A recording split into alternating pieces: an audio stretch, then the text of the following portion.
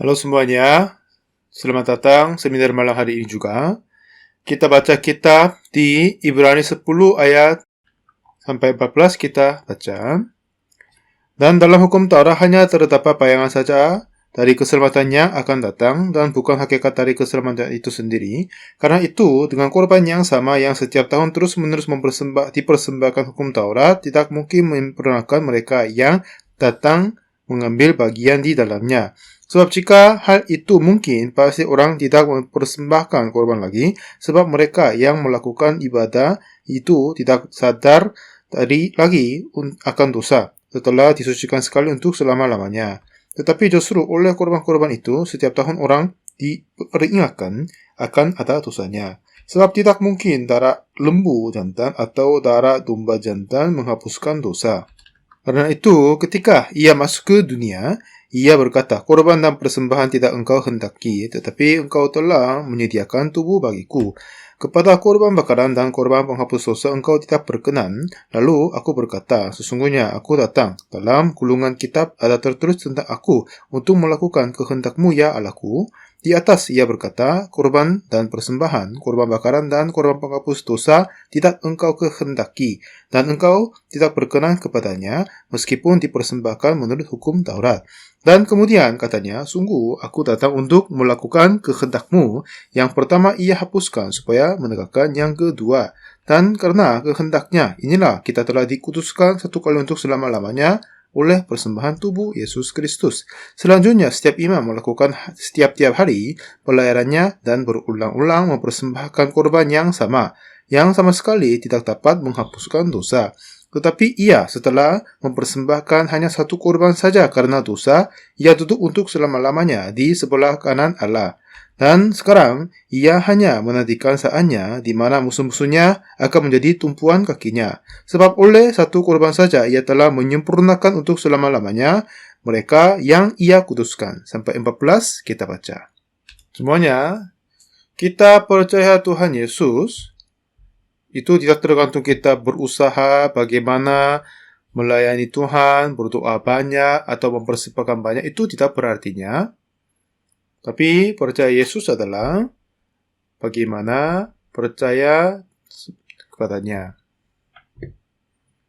Banyak orang berkata percaya Yesus, dan Tuhan Yesus menumpah darahnya dan menghapuskan semua dosa kita. Dan orang yang tahu Tuhan mengampuni semua dosanya dan masih berkata mereka orang-orang berdosa. Itu banyak sekali.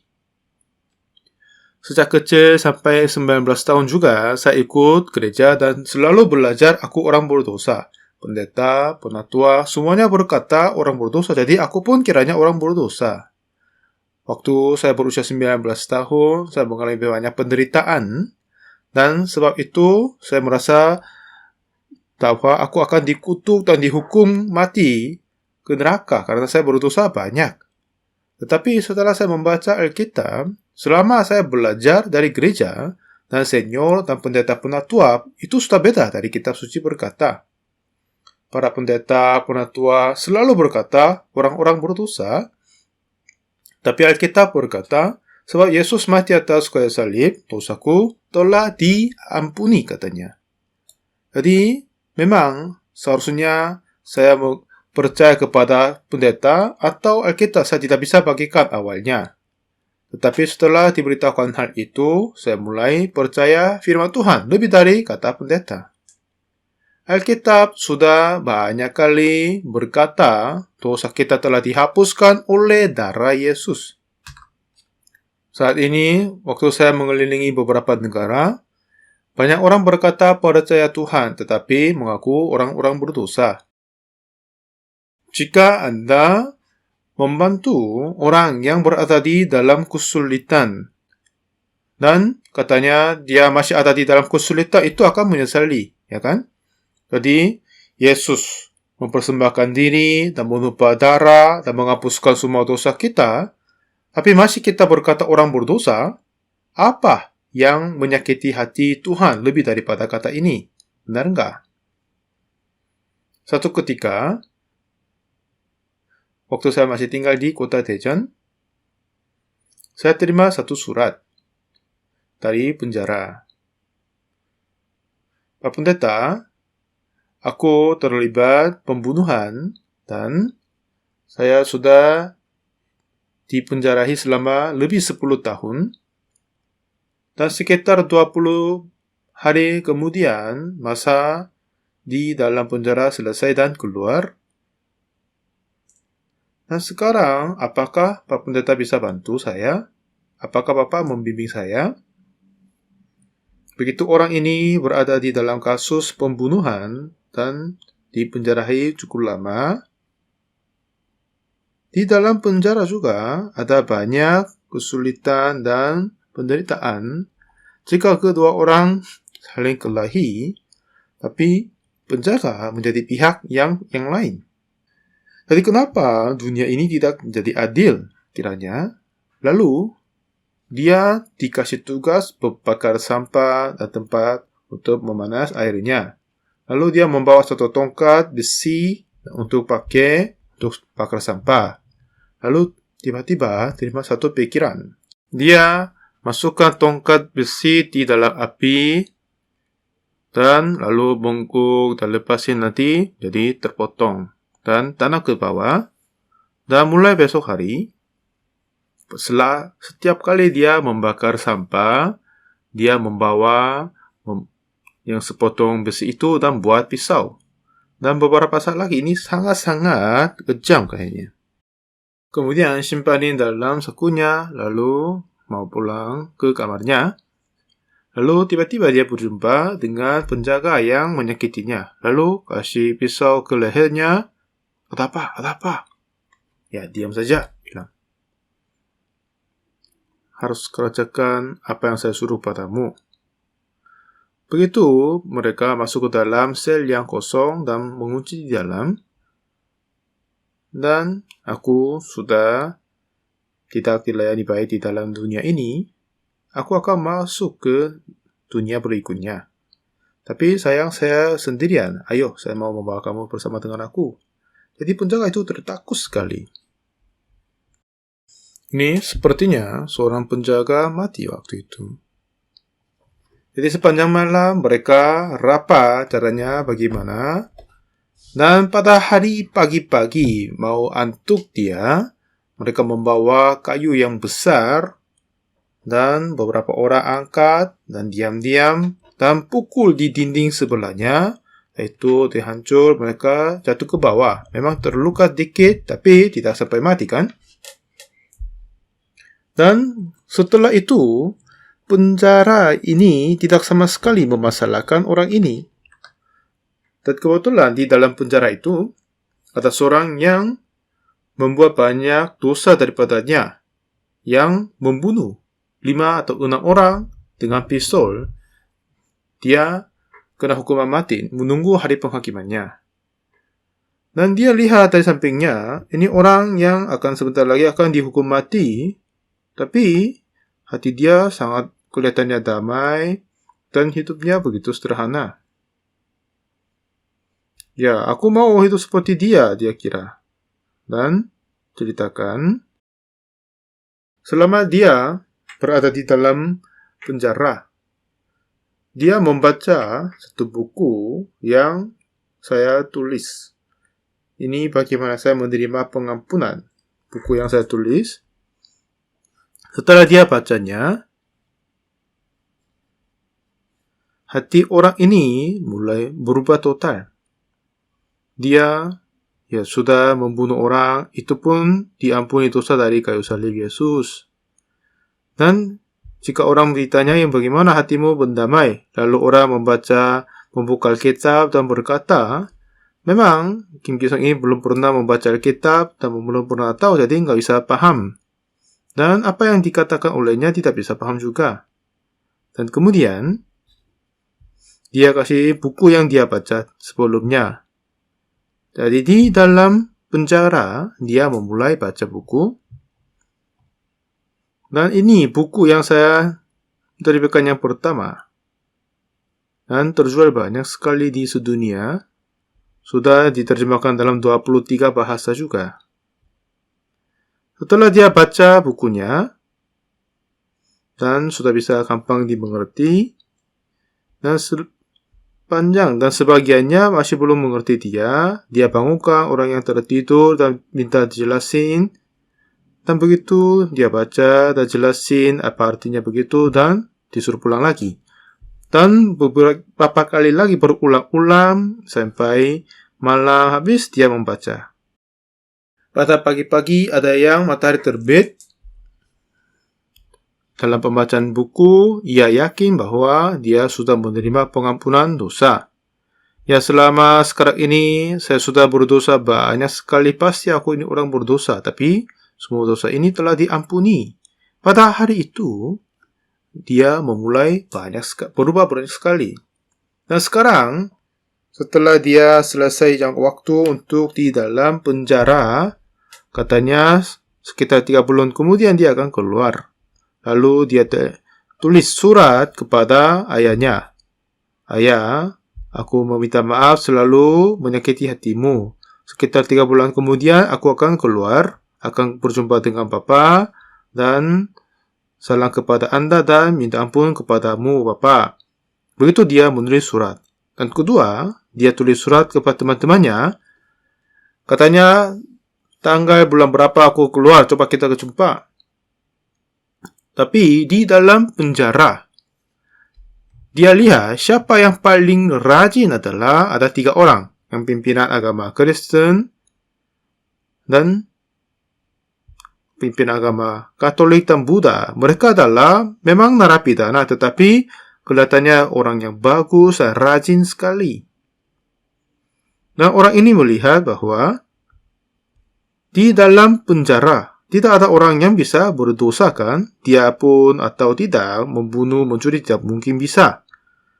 Tapi pimpinan agama Kristen, Katolik, Buddha yang mereka narapidana itu, habis mereka waktu untuk penjara dan berkata, aku telah mencuci tangan, tidak akan berdosa lagi. Kiranya mereka sudah berubah. Tapi setelah mereka keluar, cepat mereka balik ke penjara. Ada yang balik 1 tahun kemudian, ada yang balik 5 bulan, ada yang lebih cepat juga. Begitu orang-orang ini menerima pengampunan dosa dan percaya Tuhan. Dan apa yang dia mulai berpikir adalah, pimpinan agama mereka pun, orang-orang kelihatannya bagus pun akan berdosa lagi dan kembali. Tetapi jika saya berjumpa ayah dan salam, dan lalu saya bertemu dengan teman-teman dan meminum alkohol, pasti akan berdosa lagi dan balik lagi, dia kira. Jadi, ini sudah lama saya tinggal di penjara dan baru mau keluar. Dan jika saya balik lagi dan menghabiskan hidup di dalam ini, aduh, tidak baik itu, tidak mau itu dia. Jadi, bagaimana caranya saya tidak akan balik lagi? Dan begitu banyak dia memikirkan caranya. Dan semua orang yang keluar dari penjara, masuk lagi hampir semuanya. Dan sepanjang hidupnya, aku harus hidup di dalam penjara. Itu tidak mau. Saya mau hidup bebas. Tapi bagaimana caranya nggak tahu, kiranya. Dengan kekuatan diri nggak bisa. Karena dia sudah lihat semuanya balik lagi. Pada saat itu dia berpikir bahwa setelah dia menerima pengampunan dosa, Yesus pimpin hatinya. Dan jika ada seseorang yang bisa membantu dan membimbing aku, sebab aku tidak bisa menahan diri. Jika ada yang bisa bantu saya dan pimpin saya, aku akan dipimpin olehnya. Kalau begitu, mungkin dia kira. Jadi dia mau berjumpa dengan seorang pendeta. Tapi dia tidak pernah ke gereja. Jadi tidak ada yang kenalan di gereja atau pendeta. Tapi, tiba-tiba dia berpikir, ya, pendeta yang tulis buku ini, boleh saya minta tolong dia. Lalu dia tulis surat, pendeta Oxford yang kuhormati, saya sudah tinggal di penjara beberapa tahun dan saya mau keluar. Dan setelah saya keluar ini, saya tidak akan mungkin yakin tidak berdosa lagi. Jika Pak Pendeta bisa bantu saya, tolong bantu saya, katanya. Jadi, saya balas kepadanya dan dengan kasih alamatku, jika kamu keluar dari penjara, tidak ke mana-mana dan datang ke sini. Lalu dia tulis surat kepada ayahnya, Aku rencana kepadamu duluan, tetapi kemungkinan saya jumpa dengan teman dan berdosa lagi. Jadi saya ke gereja dulu, nanti saya akan kunjungi Bapak. Ayahnya juga berkata, saya juga merindu kamu, tapi jika kamu mau menjadi orang baik, aku akan tahan dan tunggu. Begitu saat dia keluar dari penjara, langsung dia datang kepadaku, walaupun dia mau berjumpa ayah, minum alkohol, dan lain-lain juga. Dan orang hidup baru mulai kepadanya. Di dalam gereja kami ada kamar yang kosong, dan saya suruh dia tinggal di sini. Dan di dalam gereja, dia tinggal setahun.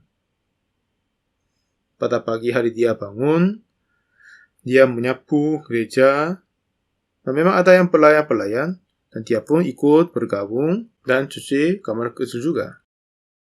Dia senang sekali tinggal di dalam gereja kami. Ada yang cepat balik ke penjara dalam seminggu juga. Tapi 3 bulan saya tidak balik ke penjara. Itu pun bahagia kepadanya. Oh, ini 4 bulan, ini 5 bulan, ini setengah tahun. Begitu dia menghitung sehari-hari dan merasa berbahagia. Lalu setelah setahun kemudian, kiranya dia terlibat kasus pembunuhan, itu pun susah dipercaya, dia rajin sekali orangnya. Setelah setahun berlalu, saya suruh dia masuk ke STT, lalu dia masuk STT dan belajar sesungguhnya. Dan dia merasa bahagia lagi. Dan setelah lulus STT, dan saat memulai pelayanan, saya panggil saudara itu, kamu di gereja kami ada seorang perempuan yang cantik dan baik, saya mau kamu nikah samanya. Ya, dia senang berbahagia kan? Begitu dia menikah. Dan kakaknya datang dan mengucap terima kasih banyak kepadaku. Dan sedang dia pelayanan. Dan dalam pandangan saya juga, Tuhan mengutus orang itu. Sebelumnya, memang dia berdosa banyak sekali, berbuat jahat. Tetapi gereja menjadi lebih indah. Dan sekarang dia sering ke Kenya. Dan selama dia pelajaran misi di Kenya dan kunjungi penjara di Kenya. Sebab dia keluar dari penjara dan dia menjadi pelayan, dia jelasin diri. Lalu buat STT di dalam penjara. Dan di dalam penjara ada yang narapidana dihukum seumur hidup yang tinggal lamanya kan. Dan kepada orang yang dapat hukum seumur hidup dan ajar firman dan angkat dia pendeta. Katanya jika orang masuk ke penjara, orang yang dihukum seumur hidup selalu menyakitinya, tapi mereka diam-diam ajar firman dan doa bersama. Jadi saudara ini dipanggil oleh Pak Presiden. Setelah dipanggil, Pak Presiden izinkan bekerja begitu, dan dalam perjalanan misi di Kenya juga. Dan begitu dia kerjakan di banyak penjara di Kenya dan sudah dihebohkan. Jadi, itu bukan yang saya mengajar dia baik-baik, dan padahal aku pun tidak memberitakan Injil kepadanya juga. Cuma dia membaca buku yang saya tulis, Rahasia Pengampunan Dosa, dan lalu kemudian beberapa hal-hal dia tidak bisa paham, dan bangunkan temannya dan bertanya tentang pengampunan dosa dan terimanya. Dan dia yakin menerima pengampunan dosa. Dan setelah dia menerima hati itu, dia menerima Tuhan Yesus bersama. Orang yang kasar itu dan ada di dalam kegelapan. Dan orang-orang yang jatuh ke dalam dosa, tapi dia menjadi berubah. Dan beberapa saat sebelumnya, salah seorang pendeta kami sakit parah. Dan dia dulu mulai misi di Benin, Afrika dan balik. Setelah periksa, katanya harus transplantasi hati baru. Jadi untuk menerima hati baru, siapa yang donornya kami kira. Dan dia mempunyai 2 anak perempuan. Salah seorangnya katanya akan donor hatinya. Jadi pihak gereja pun membiayai, sebab itu butuh sekitar 2 miliar untuk operasinya. Saya nggak tahu betapa mahal itu. Dan terjadi gereja kami membiayainya dan dia dapat transplantasi hatinya.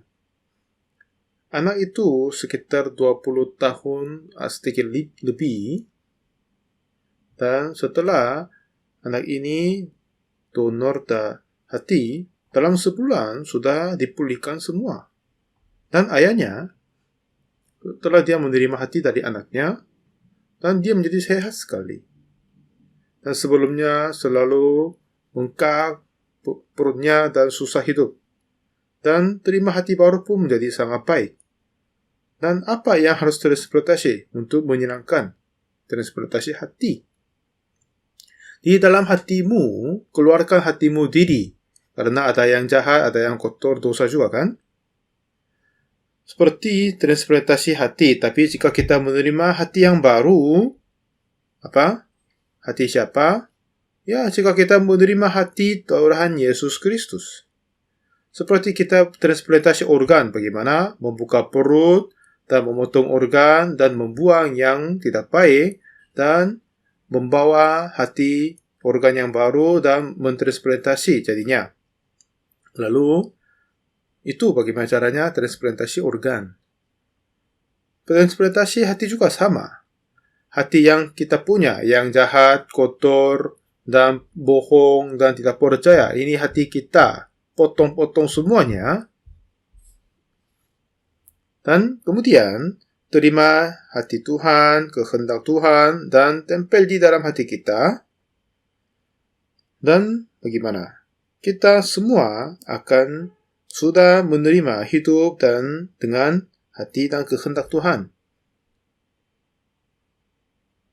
Jadi saudara itu mudah sekali daripada aku, dan dulu dia adalah seorang anggota geng juga.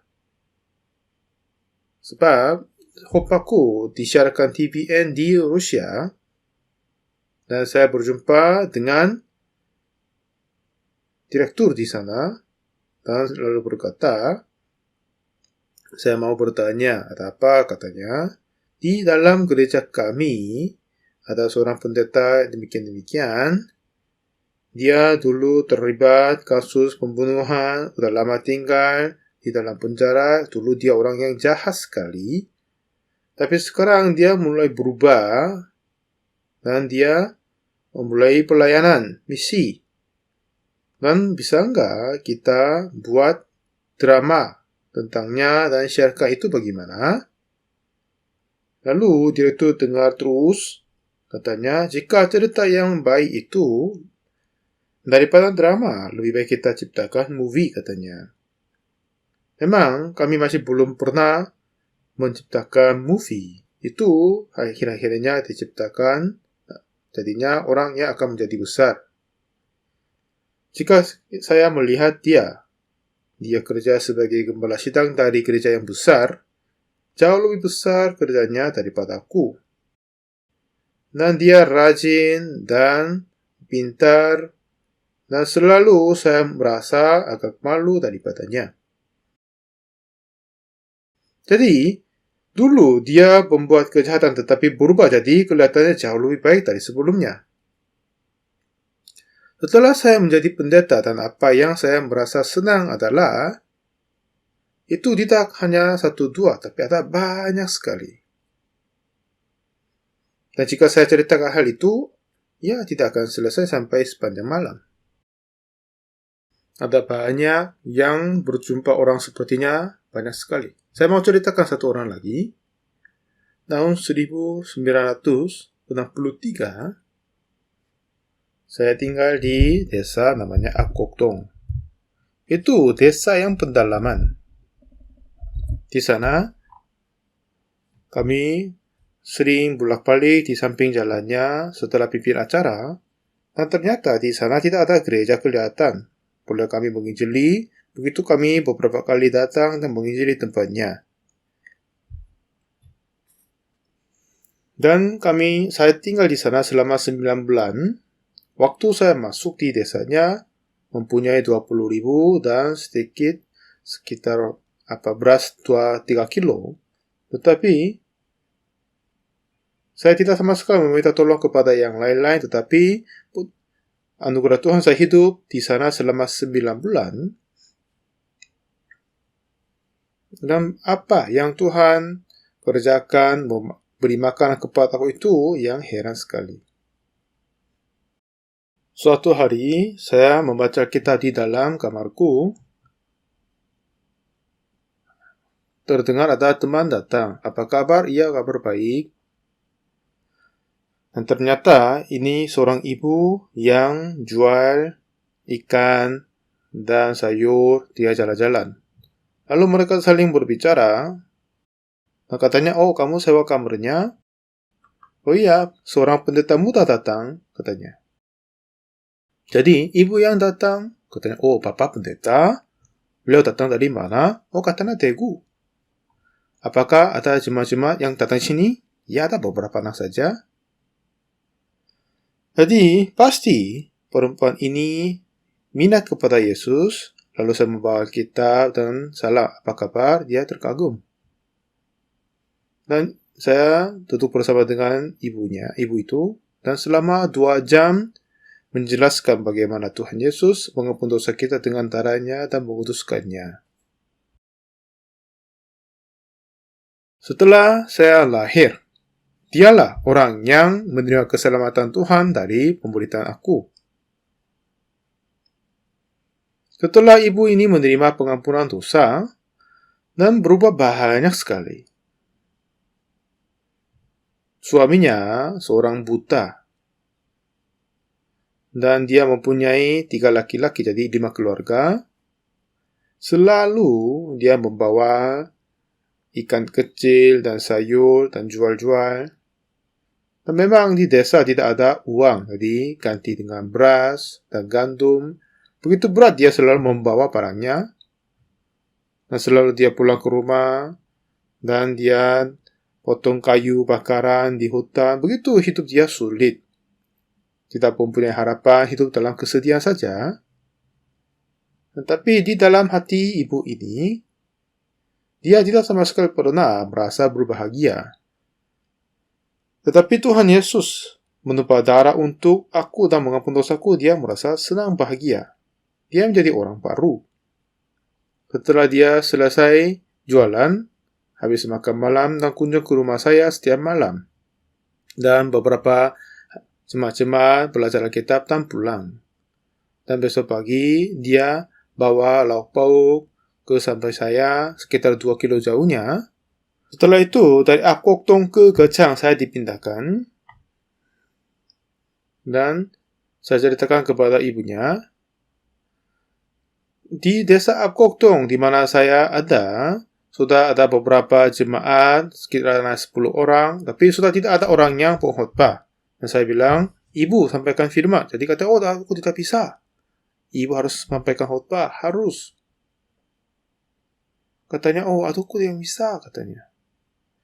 Atau saudari, apakah Anda menganggap sepi aku karena aku muda? Oh, tidak sama sekali. Kalau begitu, hamba Tuhan suruh, ikutlah. Kenapa? Ada kata lain. Jadi dia menjawab akhirnya, ya. Tetapi selama ibu melayani di gerejanya, makin banyak orang menerima keselamatan daripada saya melayani di situ. Sekitar 10 tahun yang lalu, beliau meninggal dunia. Dan dia sekitar 24 tahun lebih tua daripada saya. Jadi sudah dekat 90 tahun ke atas dia hidup. Memang ini orangnya yang sama.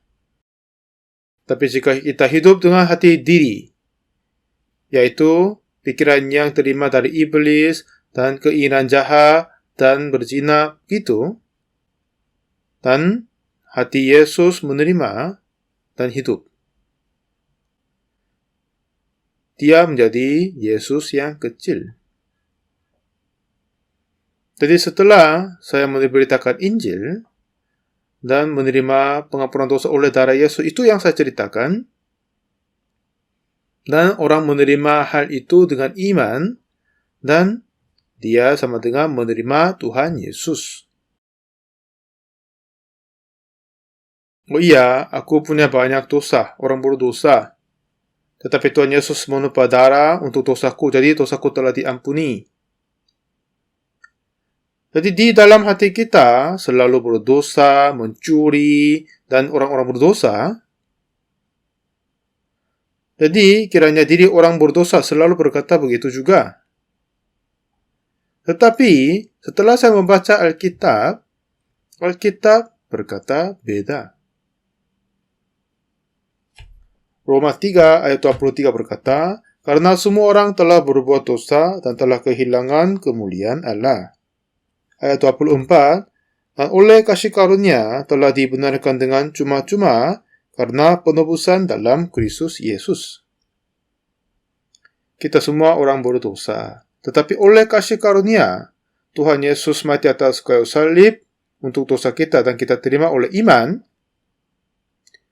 Tuhan Yesus mengampuni semua dosa kita dan kita menerima hati Tuhan, hati Yesus, dan firman Tuhan Yesus itulah yang kita terima. Amin. Jadi di antara Anda semua, jika Anda tidak sadar tentang keampunan Yesus, jadi kita berkata orang berdosa. Dulu Anda semua berpikir orang berdosa, kan? Itu pikiran diri sendiri, tetapi kita berkata kita orang benar. Berarti kitanya dulu berpikir orang berdosa. Tetapi darah Yesus atas kayu salib mengampuni dosa kita dan membenarkan kita. Inilah firman Tuhan Yesus. Jadi jika kita mengikuti pikiran diri, akan berkata orang berdosa karena dia berbohong, mencuri, berzina gitu. Tetapi memang kita orang berdosa, tetapi jika kita mengikuti firman Tuhan Yesus dan hati Tuhan Yesus, berkata, aku telah dibenarkan, aku orang benar, karena Yesus membenarkan, jadi aku telah dibenarkan. Amin.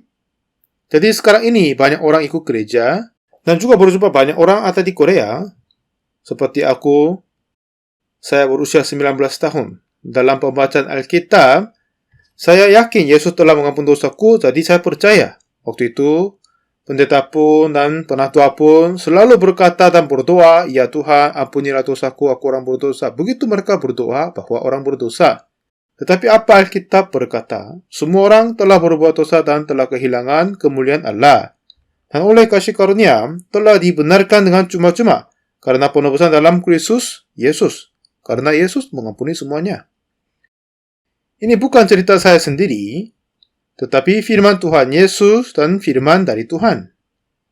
Jadi, siapa yang percaya pikiran diri, pasti berkata orang berdosa. Tapi siapa yang percaya firman Tuhan, sebab Tuhan membenarkan, jadi kita berkata orang dibenarkan. Amin. Jadi sampai sekarang banyak gereja-gereja yang mengaku orang berdosa, sebab mereka mempercayai pikiran diri yang berdosa. Memang pikiran diri orang-orang berdosa, tapi sebab Yesus mati atas kayu salib mengampuni dosa kita, jadi aku telah dibenarkan. Ini apa yang firman berkata. Jika kita berkata, dan Yesus berkata, membenarkan, jadi kita telah dibenarkan. Orang ini tidak lagi mengikuti pikiran diri, tetapi ikut firman Tuhan Yesus. Amin. Jadi siapa yang percaya hal ini, apa yang bekerja adalah firman Tuhan Yesus pimpin hidup kita, dan jika dia tidak percaya dan kiranya orang berdosa, pikirannya memimpin hidup dia, pasti akan dikutuk, dan jika ia dipimpin oleh Roh Kudus dan firman Tuhan, Tuhan akan kerja di dalamnya, dan dia berubah. Amin. Tadi sesi sebelumnya kita ceritakan tentang Ibrani. Jika kita belajar tentang Ibrani 10, ya, saya sering mau berkata sepanjang hari, karena firman Tuhan ini indah sekali. Ibrani 10 ayat 10 berkata, dan karena kehendaknya, inilah kita telah dikuduskan satu kali untuk selama-lamanya oleh persembahan tubuh Yesus Kristus. Selanjutnya setiap imam melakukan tiap-tiap hari pelayanannya dan berulang-ulang dipersembahkan korban yang sama sekali tidak dapat menghapuskan dosa. Saya tidak merencanakan ingatnya, tetapi dalam pengkhotbah ingat semua. Begitu saya ingat hampir semua firman Tuhan demikian. Itu masuk ke dalam hatiku. Tuhan membenarkan aku. Tuhanlah yang membenarkan aku. Tuhan membenarkan aku. Kalau gitu saya dibenarkan. Ya, itu indah sekali. Tuhanlah yang membenarkan aku. Yesus menghapuskan dosaku. Tuhan membenarkan aku. Indah dan berbahagia. Aku orang benar? Oh iya? Aku dibenarkan? Sungguh-sungguh aku orang dibenarkan? Bagaimana? Karena Yesus telah membenarkan aku. Jika Yesus membenarkan, aku dibenarkan. Saya keliling banyak gereja dan beritakan ini. Mereka yang tidak dengar sampai selesai, mereka berkata, oh salah, kita orang berdosa, pasti. Oh iya, kita berbuat dosa, jadi orang berdosa. Tetapi Tuhan membenarkan kita enggak. Tuhan yang hakim yang membenarkan, jadi kita dibenarkan. Aku tidak percaya pikiranku, tapi firman Tuhan. Sampai sekarang keluar pikiran-pikiran yang jahat, saya juga bersalah juga. Tetapi Tuhanlah yang membenarkan aku. Jadi kita orang benar, orang berdosa. Siapa yang menerima hal itu adalah bisa menerima firman Tuhan dan menerima hati Tuhan. Mulai saat itu, hati Tuhan datang kepadamu dan pimpinmu. Itu hal-hal yang indah sekali. Dan di desa Apkoktong, ibu yang ketemu namanya Son Ulsun, 24 tahun lebih tua daripada saya. Kami begitu sangat mencintai. Tidak seperti yang laki-laki perempuan dan kasih yang kudus seperti dari Tuhan. Jika saya berdoa, sekitar 70% saya berdoa untuk dia, dan ibu berubah banyak sekali. Lalu, dia fokus pelayanan, bukan pedagang. Dan jika ada yang dirasuk roh jahat, jika ibu berdoa, langsung keluarin. Jika yang sakit, dia berdoa, langsung sembuh banyak.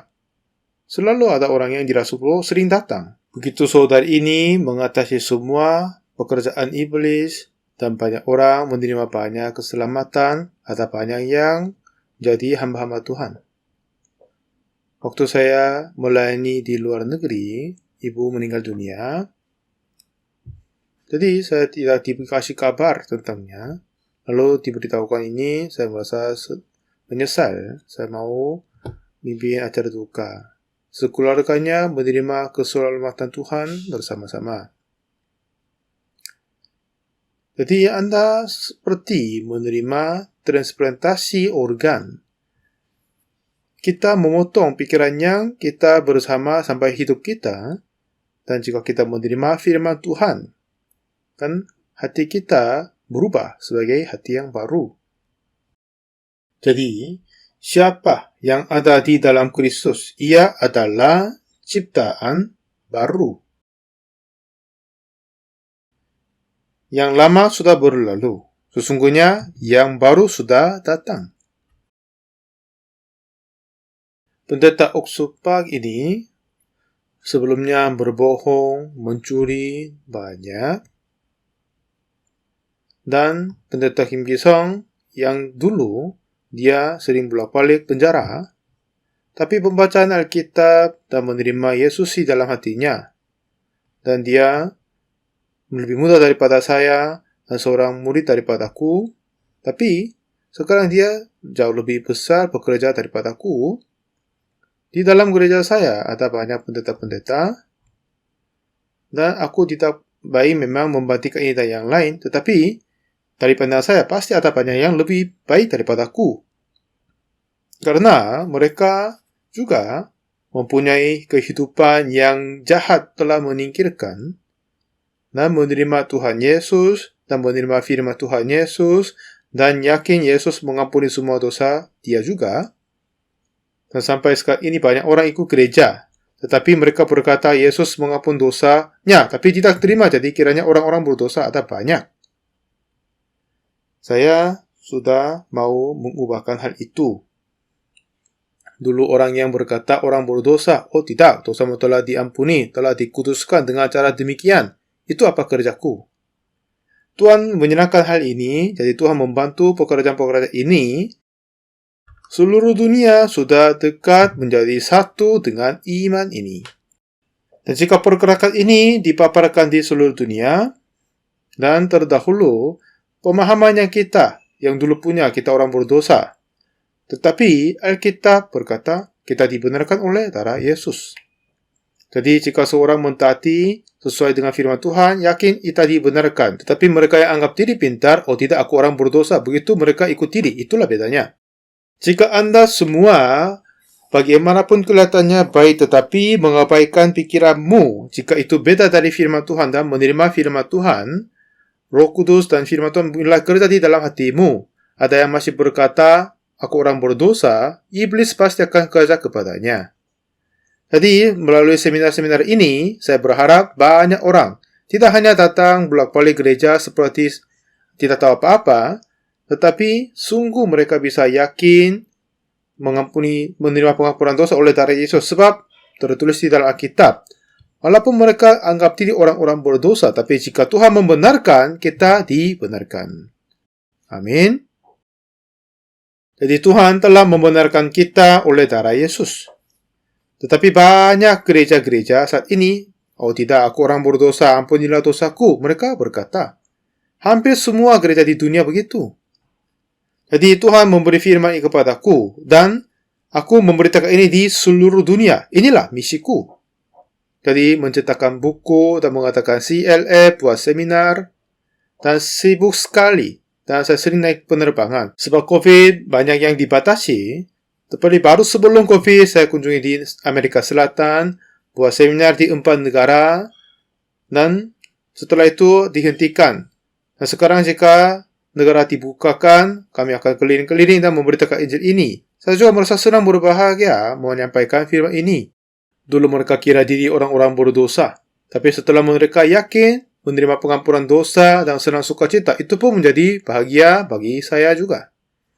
Jadi sekarang semuanya, jadi katanya apa? Percayalah kepada Tuhan dan kamu dan seisi rumahmu akan menerima keselamatan. Jadi kepercayaan adalah bukan melayani Tuhan sesuai dengan pendapat kita. Bagaimanapun kita mempunyai pikiran, tetapi menerima firman Tuhan sebagaimana adanya.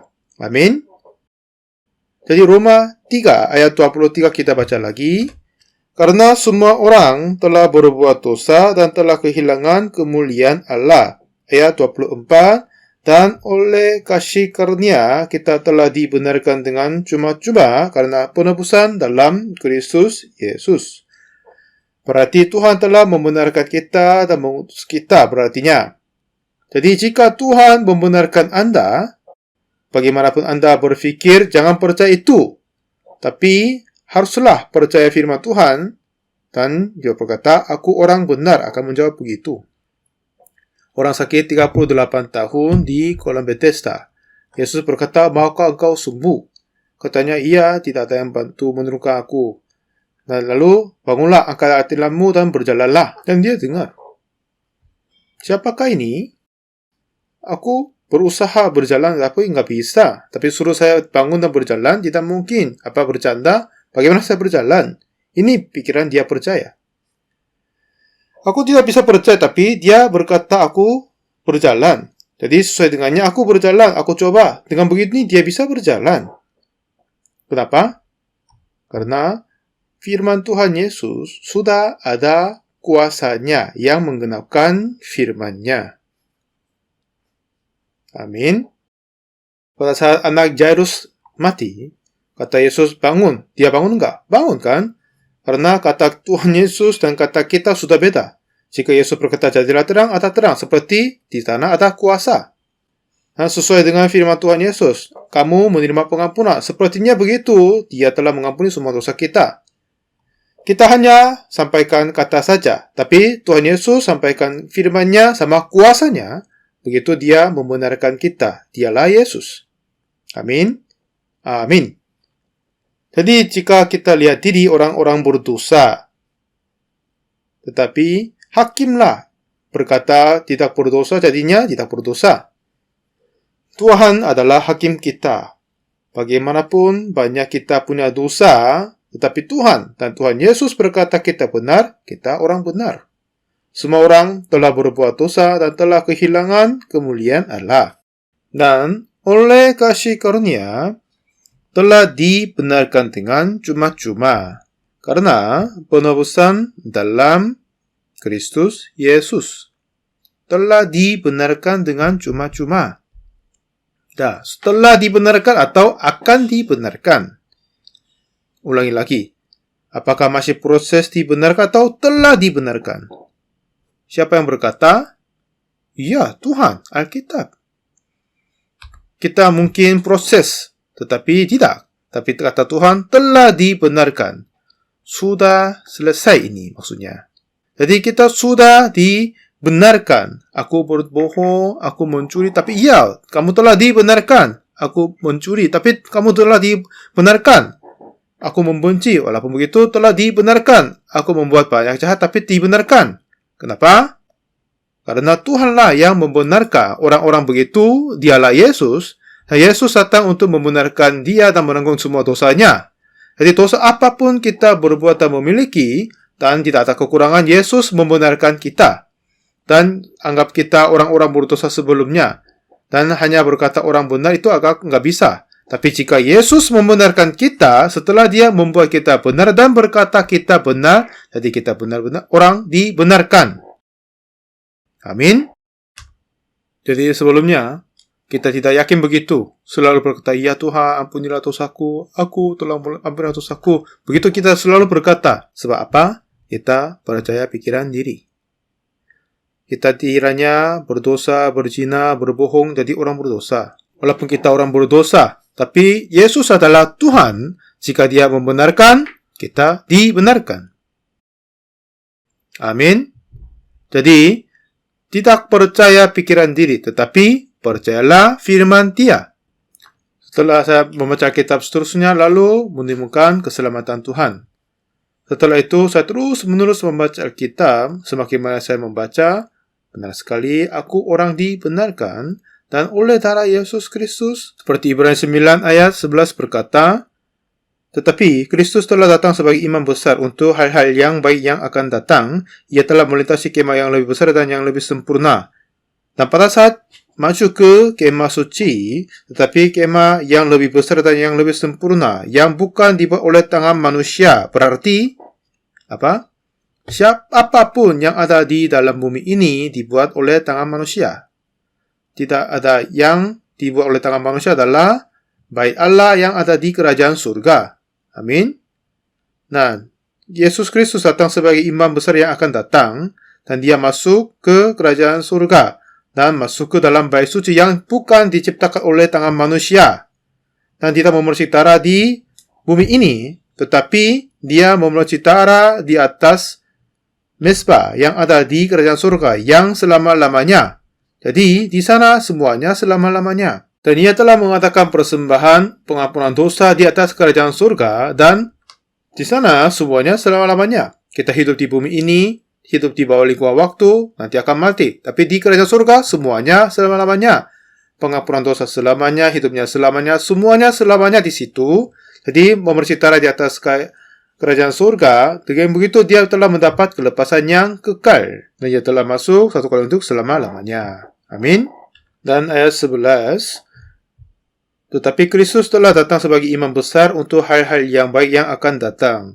Ia telah melintasi kemah yang lebih besar dan yang lebih sempurna, yang bukan dibuat oleh tangan manusia. Berarti kemah suci yang ada di kerajaan surga, bait suci. Dan ia telah masuk satu kali untuk selama-lamanya ke tempat yang kudus, bukan dengan membawa darah domba jantan dan darah anak lembu, tetapi dengan membawa darahnya sendiri. Ia memercik darahnya di kerajaan surga, di bait suci, dan mengampun dosa untuk selama-lamanya. Dan Ibrani 10 ayat 10. Dan karena kehendaknya, inilah kita telah dikuduskan satu kali untuk selama-lamanya oleh persembahan tubuh Yesus Kristus. 11. Selanjutnya, setiap imam melakukan tiap-tiap hari pelayarannya dan berulang-ulang di persembah korban yang sama. Jadi mereka mempersembah korban di kemah suci yang ada di bumi ini, yang di bawah lingkungan waktu. Dosa tidak akan diampuni untuk selamanya, tapi sementara. Jadi harus berulang-ulang. Dan ini tidak akan mungkin mengadakan penghapus dosa untuk selamanya. Tapi Tuhan Yesus memercitara di kerajaan surga, semuanya kekal di sana dan mengampun dosa kita untuk selamanya. Jadi selanjutnya, setiap imam melakukan tiap-tiap hari pelayanannya berulang-ulang mempersembahkan korban yang sama sekali tidak dapat menghapuskan dosa. Ya kan? Dan 12, tetapi ia setelah mempersembahkan hanya satu korban saja karena dosa, ia duduk untuk selama-lamanya di sebelah kanan Allah. Dengan darahnya Yesus tidak memercikan di bumi ini, tapi memercikan darah di kerajaan surga. Sebab di sana semuanya selama-lamanya. Sebab itu, semua dosa kita dihapuskan untuk selamanya. Ini bisa paham kan? Itu berkata kelepasan yang kekal. Apa? Kelepasan yang kekal. Itu yang luar biasa. Tetapi Kristus telah datang sebagai imam besar untuk hal-hal yang baik yang akan datang. Ia telah melintasi kemah yang lebih besar dan yang lebih sempurna. Kemudian, dan ia telah masuk satu kali untuk selama-lamanya ke tempat yang kudus. Jadi tidak perlu dua kali, satu kali cukup karena di sana semuanya selamanya. Selanjutnya, setiap imam melakukan tiap-tiap hari pelayanannya dan berulang-ulang mempersembahkan korban yang sama sekali tidak dapat menghapuskan dosa. Tetapi ia, setelah mempersembahkan hanya satu korban saja karena dosa, ia duduk untuk selama-lamanya di sebelah kanan Allah. Dan sebab oleh satu korban saja, ia telah menyempurnakan untuk selama-lamanya mereka yang ia kuduskan. Oleh satu korban saja, ia telah menyempurnakan bak uksu untuk selama-lamanya. Ia, oleh satu korban saja, ia telah menyempurnakan anda semua. Dan kita semua yang dikuduskan oleh iman dan sudah terimanya, jangan menerima pikiranmu, tetapi jika kita terima firman Tuhan, hati Tuhan, firman Tuhan masuk ke dalam hati kita dan menjaga kekudusan kita untuk selamanya. Ada satu masalah, adalah ada yang mau ke neraka, tidak akan mungkin bisa. Ada yang mau ke neraka? Ya, lebih baik dia tidak percaya ayat awalnya. Tapi jika setelah percaya, tidak bisa ke neraka. Dan karena menerima kelepasan yang kekal, dan dia masuk di tempat yang maha kudus satu kali untuk selamanya. Betapa indahnya ini kan? Dan kemudian, ayat 11, selanjutnya setiap imam melakukan tiap-tiap hari pelayanannya dan berulang-ulang mempersembahkan korban yang sama. Kemudian, tetapi ia setelah mempersembahkan hanya satu korban karena dosa. Dan sekarang ia hanya menantikan saatnya. 14. Sebab oleh satu korban saja ia telah menyempurnakan untuk selama-lamanya. Tidak satu saatnya, tapi untuk selama-lamanya. Jadi kita baca bersama. Sebab oleh satu korban saja ia telah menyempurnakan untuk selama-lamanya mereka yang ia kuduskan. Dia, Yesus. Dia mengorbankan diri. Dengan begitu menguduskan kita. Di perjanjian lama mempersembahkan kambing domba. Itu hanya mengampuni sementara satu dosa saja. Jika berdosa lagi berulang-ulang seterusnya. Tapi Tuhan Yesus hanya satu kali mengampuni semua dosa kita untuk selamanya. Tidak perlu dua kali. Hanya satu kali. Ini bisa paham kan? Lalu 13. Dan sekarang ia hanya menantikan saatnya di mana musuh-musuhnya akan dijadikan tumpuan kakinya. Siapa yang berkata orang berdosa walaupun Yesus mati atas kayu salib, dialah musuh. Dia berkata yang balik dari Yesus kan, dialah Musa. Tuhan akan menunggu sampai dia menjadi tumpuan kakinya. 14. Sebab oleh satu korban saja, ia telah menyempurnakan untuk selama-lamanya mereka yang ia kuduskan. 16. Inilah perjanjian yang akan kuadakan dengan mereka setelah waktu itu, aku akan menaruh hukumku. Begitulah. Jadi Tuhan menaruh di dalam hati kita apa hendak Tuhan, hati Tuhan di dalam kita. Dan kemudian menuliskan di dalam kalbudi mereka. Jadi kita bisa dipimpin oleh Roh Kudus. Ayat 17. Mari kita baca bersama. Dan aku tidak lagi mengingat dosa-dosa dan kesalahan mereka. 18. Jadi apabila untuk semuanya itu ada pengampunan, tidak perlu lagi dipersembahkan korban karena dosa. Seperti kita menerima pengampunan dosa, ini kelihatannya sederhana. Tapi ternyata menerima dunia yang baru. Dulu kita orang berdosa dan yang jahat. Tapi setelah membuang pikiran kita, ya aku orang berdosa, tapi Tuhan membenarkan aku. Jadi terima firman Tuhan bagaimana adanya. Jadi, semuanya mulai sekarang ini. Bagaimanapun Anda mempunyai pikiran, jangan percaya itu. Tapi percayalah apa yang firman Tuhan berkata kepadamu, itulah kita percaya Tuhan. Jika Anda mengikuti pikiranmu adalah ikut dirimu sendiri. Jika Anda percaya firman Tuhan, hati Anda menjadi satu dengan Tuhan. Dan Tuhan yang membenarkan kita, dan kita terima dibenarkan, jadi kita pun menjadi seiman sama Tuhan. Jadi mulai saat itu, Tuhan memulai kerja di dalam hatiku dan pimpinku. Jadi semuanya, kita akan hidup jauh lebih beda dari sebelumnya dan hidup dalam berkat-Nya. Tahun 62, saya membaca Alkitab dan yakin Yesus mengampuni dosaku. Dan puluhan tahun ini, saya membaca Alkitab terus-menerus tentang pengampunan dosa. Lebih dari cerita yang kita sampaikan ini, ada banyak bagian Alkitab telah menyaksikan tentang itu. Dan setelah saya menyampaikan hal-hal ini dan menyaksikannya, dan semakin banyak orang menerimanya, Roh Kudus masuk ke dalam orang, dan hidup mereka berubah dan baru. Tuhan menyenangkan kita memberitakan Injil ini. Jadi, selama pandemi COVID, kami melayani selama online, dan setiap kali 2 juta orang masuk hadir. Dan hampir setiap negara, banyak hamba-hamba Tuhan ikut pelajaran dan bekerja sama. Dan ada tukaran-tukaran ini, dan semakin banyak gereja dan seluruh dunia mereka lepas dari mereka kira orang berdosa dan yakin dibenarkan. Terakhir kali mau bertanya, sungguh apakah Anda percaya aku telah dibenarkan? Coba angkat tangan.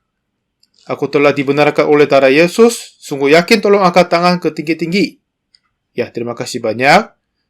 Ini bukan pikiranmu, tapi firman Tuhan Yesus. Tidak karena kita berbuat sesuatu, tetapi dengan pengorbanan Yesus di atas kayu salib mengampuni semua dosa kita. Jadi kita disucikan. Dan sisa satu sesi tertinggal, kita belajar melebihinya. Dan jika kita iman, terima pada kita, Roh Kudus akan pimpin kita. Dan kita akan hidup dengan luar biasa. Ada banyak orang dapat diselamatkan oleh kita juga. Dan setiap sesi Anda ikut dan yakin pengampunan dosamu dengan pendengarannya, dan siapa yang berkata kepadamu adalah Yesus. Dan pasti dia akan membantu Anda sampai kematian dan sampai ke neraka, dan kita bisa hidup dalam berkat-Nya. Mari kita berdoa. Tuhan Bapa, kami yang kudus dan mengasihi kami terima kasih banyak. Kami seharusnya dibinasakan karena dosa, tapi Tuhan Yesus telah menerima semua hukuman karena dosa kami dan mengampuni semua dosa kami. Dan sebab Engkau mengutuskan, jadi kekudusan-Mu datang kepada kami.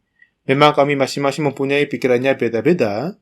Apa yang kami berminat, makan, hidupnya, semuanya beda. Tapi apa yang satu adalah, dulu kami orang-orang berdosa, tetapi darah-Mu Yesus membenarkan kami di atas kayu salib. Setelah kami menerima pengampunan dosa oleh darah Yesus, Roh Kudus akan turun dan pimpin mereka, dan pasti mereka hidup lebih berbahagia dan lebih terang. Saya juga, waktu saya berusia 19 tahun, selalu berbuat dosa dan takut akan dosa. Tahun saya berusia 19 tahun dalam pembacaan kitab, saya yakin aku menerima pengampunan dosa dan percaya. Setelah itu, Tuhan pimpin saya biar memberitakan Injil di seluruh dunia. Sekarang ini, banyak orang yang menerima pengampunan dosa oleh seminar ini, biar kami bisa bersekutu di dalam persekutuan ini dan bertumbuh dan menjadi anak-anak-Mu dan menjadi pekerjaan-Mu, dan biar kami keras memberitakan Injil, dan biar semua orang yang ada di sini bisa memimpin orang-orang yang lain, bisa memimpin mereka menerima keselamatan Tuhan. Apapun terjadi kepada kami akan menang daripada-Mu dan akan diberkati. Terima kasih Tuhan, Kau izinkan seminar sesi ini juga. Kami masih punya satu sesi lagi. Jadi, kami hidup menurut firman-Mu, dan Engkau akan pimpin kami. Tolong memberkati dengan hidup demikian. Jika ada yang masih belum yakin pengampunan dosa, tolong Tuhan memberi iman sesungguhnya biar mereka dapat menerima pengampunan dosa, dan biar mereka dapat dikuasai oleh Roh Kudus dan kekuatannya, biar mereka hidup dalam berbahagia. Yesus yang mengampuni dosa kami, Engkau mati atas kayu salib dengan menumpah darah, darah itu tidak sia-sia, telah selamatkan kami. Terima kasih banyak. Kami berdoa dalam nama Tuhan Yesus Kristus. Amin. Terima kasih banyak semuanya.